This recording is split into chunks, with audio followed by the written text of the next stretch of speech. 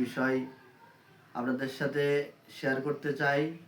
সেটি হলো, আপনারা যারা সুশীল সমাজ আছেন, যারা সুশিক্ষিত, যারা সচেতন মহল আছেন, আপনারা জানেন আমাদের প্রতিবেশী দেশ, পার্শ্ববর্তী দেশ ভারতের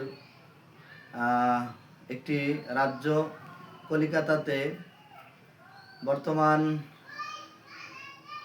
রিসেন্টলি একজন মুখ্যমন্ত্রী শুভেন্দু অধিকারী, তার নাম, সে একজন, আমি মনে করি একজন সাম্প্রদায়িক ব্যক্তি, একজন জালেম, একজন কুলাঙ্গার এবং দাঙ্গাবাজ।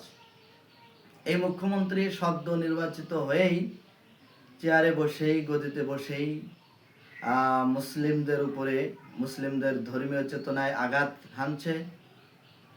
সে কঠোরভাবে তার রাজ্যে কলিকাতাতে ঘোষণা করে দিয়েছে যে মুসলমানদের সামনে আসন্ন সন্নিকটে ঈদ উল আজহা একটি ধর্মীয় উৎসবে, সেই উৎসবকে কেন্দ্র করে কোনো ধরনের গরু কেনা বেচা, ক্রয় বিক্রয় নিষেধ করেছে।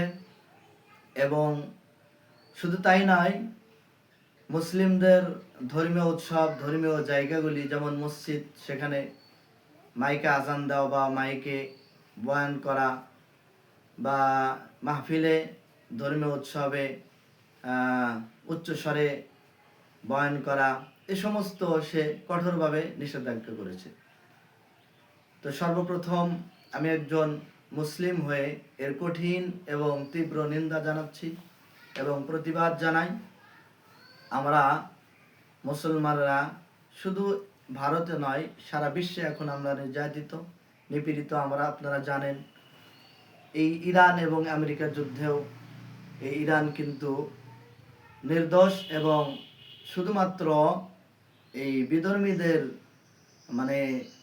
তাদের নেতৃত্ব না মানার কারণেই আজকে ইরান জুলুমের শিকার হয়েছে আমেরিকার কাছে। এইভাবে সারা বিশ্বে আজকে মুসলিম নির্যাতিত কেন? তার কারণ হলো যে আমরা ঐক্য হারিয়ে ফেলেছি। ইউনিটি ইজ দ্য পাওয়ার, একতাই হচ্ছে শক্তি। আমরা একতা হারিয়ে ফেলেছি যার যার স্বার্থে, এবং আমাদের আল্লাহর উপর আস্থা এবং ভরসা, ইমান হারিয়ে গেছে। এই জন্য আসুন আমরা মৌখিক প্রতিবাদ করি এবং যার যার জায়গায় থেকে আমরা এর তীব্র নিন্দা জানাই। কলিকাতার শুভেন্দু অধিকারী যেই কাজটা করেছে, এটা মোটেও ঠিক নয়, আদৌ ঠিক নয়। এটি মুসলমানদের উপরে জুলুম এবং